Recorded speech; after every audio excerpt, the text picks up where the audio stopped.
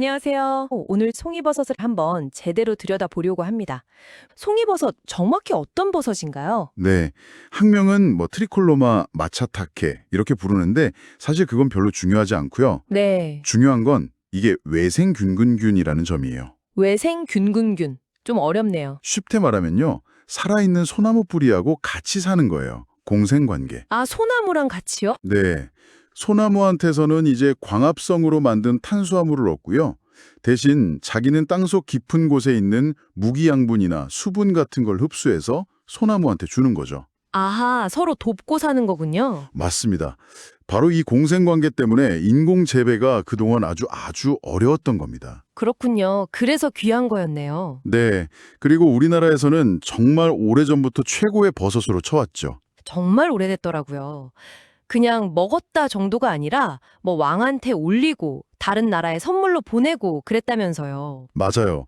예를 들면 삼국사기에 보면 신라 성덕왕 3년, 그러니까 서기 704년이에요. 그때 왕에게 진상했다는 기록이 있는데 이게 송이에 대한 가장 오래된 기록으로 알려져 있습니다. 1300년 전이네요. 와. 또 허준의 동의보감. 여기서는 아주 극찬을 했어요. 성질이 평하고 맛이 달며 독이 없고 향기롭다. 솔냄새가 난다. 버섯 가운데 제일이다. 빡 이렇게 단언을 했죠. 이야, 동의보감에서도 최고라고 했을 정도면 정말 대단하네요. 1000년 넘게 최고의 대접을 받은 버섯이라니. 근데 그렇게 귀한 만큼 이게 자라는 환경도 엄청 까다롭다고요. 아, 네, 맞습니다. 아주 까다로워요.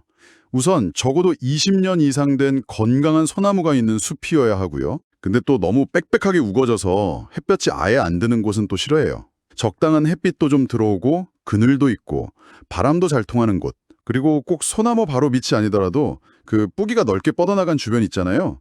그런 잡목 숲에서도 발견되기도 하고요. 땅속 한 5에서 10cm 그 정도 깊이에서 균사, 그러니까 버섯 뿌리 같은 거죠. 그게 만들어져서 버섯으로 쑥 자라나는 겁니다. 아, 땅속 조건도 중요하군요. 어디서 보니까 약간 빅탈진 곳을 좋아한다는 이야기도 있던데요. 네, 맞아요.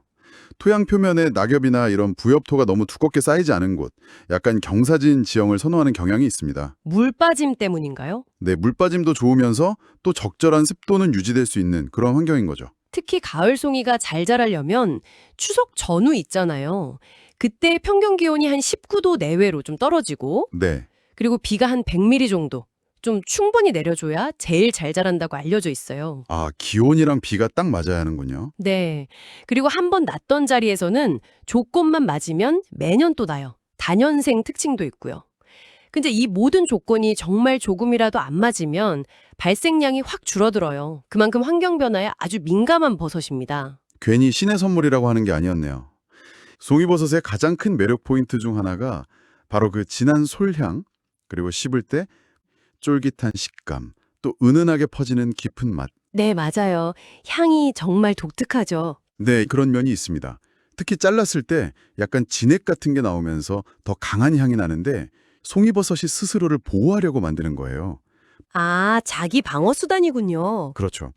일종의 화학 무기인 셈인데 그게 또 우리 인간한테는 좋은 효과를 주는 거죠. 실제로 몇몇 연구로 보면 송이버섯 추출물이 암세포 성장 억제율을 90% 이상 보였다. 특정 성분은 100% 효과를 보였다. 이런 보고도 있었고요. 와, 자기를 지키는 향이 사람에겐 약이 된다니 참 신기하네요. 근데 이렇게 귀하고 신비로운 자연산 송이버섯, 요즘엔 정말 구경하기 어렵다고 하잖아요. 여러 가지 이유가 있는데요. 역시 제일 큰 건 기후변화죠. 여름엔 너무 덥고 건조하고 또 정작 송이가 자라야 할 가을에는 비가 부족하고 예측하기 힘든 큰 산불 피해까지 겹치면서 송이가 자랄 수 있는 소나무 숲 자체가 줄어들고 있고요. 예를 들어서 강원도 같은 경우 2024년 생산량이 한 7,600kg 정도 됐거든요. 근데 그 전년도에는 23,000kg이 넘었어요.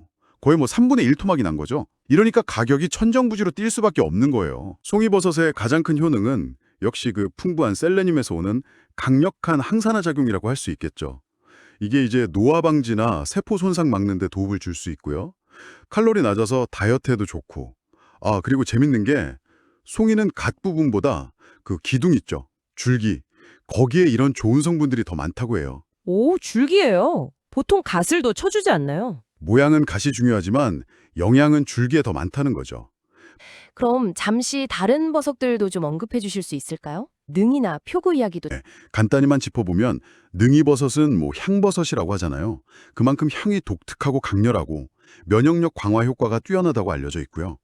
표고버섯은 특유의 감칠맛, 향 좋고 특히 햇볕에 말리면 에르고스테롤이 많아져서 뼈 건강에 좋고 항암 효과도 기대할 수 있죠. 아, 표고는 말려야 좋군요. 네, 모기버섯은 식감 독특하고 철분, 칼슘 많아서 빈혈 예방에 도움될 수 있습니다. 자, 그럼 다시 오늘의 주인공 송이버섯으로 돌아와서 좋은 송이 고르는 법. 이거 정말 중요할 것 같아요. 워낙 비싸니까. 맞습니다. 좋은 송이 고르는 몇 가지 팁을 기억하시면 좋은데요. 첫 번째는 갓 모양입니다.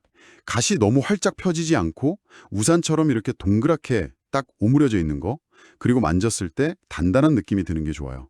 두 번째는 줄기. 줄기가 희고 통통하고 길이가 너무 짧지 않은 것. 보통 1등급 기준이 길이 8cm 이상, 갓지름 4cm 이상 이렇게 말하거든요. 그것도 참고하시면 좋습니다. 송이버섯 어떻게 손질하고 보관해야 그 귀한 향과 맛을 최대한 지킬 수 있을까요? 네, 송이버섯 손질할 때 표면에 묻은 흙이나 이물질은 칼등으로 살살 긁어내거나 아니면 젖은 면포 혹은 부드러운 솔로 가볍게 털어내듯이 닦는 게 제일 좋습니다. 그리고 뿌리 쪽 딱딱하고 지저분한 밑동 부분만 칼로 살짝 잘라내면 되고요. 절대로 물에 푹 담가서 씻거나 오래 헹구면 안 돼요. 송이 특유의 그 향성분, 맛성분이 물에 너무 쉽게 녹아 나와버려요. 보관도 마찬가지로 향을 보존하는 게 핵심인데요. 일단 키친타월이나 창호지 같은 거 있죠. 습기 잘 빨아들이는 종이로 송이 군소질 하나씩 감싸주세요. 습기도 제거하고 향이 날아가는 것도 좀 막아주고요. 네, 하나씩 싸서. 네. 그런 다음에 공기가 약간 통하게 구멍을 좀 낸 지퍼백이나 밀폐 용기에 담아서 냉장고 신선실이나 김치 냉장고 이렇게 온도가 낮고 변화가 적은 곳에 보관하는 게 제일 좋습니다. 이렇게 하면 한 5일에서 7일 정도는 신선하게 즐길 수 있어요. 다만 냉독에다가 해동하면 아무래도 생송이의 그 식감이나 향은 좀 떨어질 수밖에 없다는 건 감안하셔야 합니다. 역시 귀한 건 빨리 먹는 게 제일 좋겠네요. 송이는 그 자체의 맛과 향을 최대한 살리는 게 제일 중요해요. 그래서 조리는 정말 최소화하는 게 좋습니다. 가장 추천하는 방법은 결대로 얇게 찢거나 썰어서 아무 양념 없이 그냥 팬에 살짝 굽는 거예요. 특히 소고기하고 궁합이 기가 막힙니다. 같이 구워 먹으면 서로 풍미가 확 살아요. 기름이랑 같이 조리하면 지용성인 비타민 D 흡수율 높이는 데도 좀 도움이 되고요. 조리는 최소화, 소고기랑 같이, 그리고 꼭 익혀 먹기. 알겠습니다. 오늘 저희와 함께 해주셔서 감사합니다.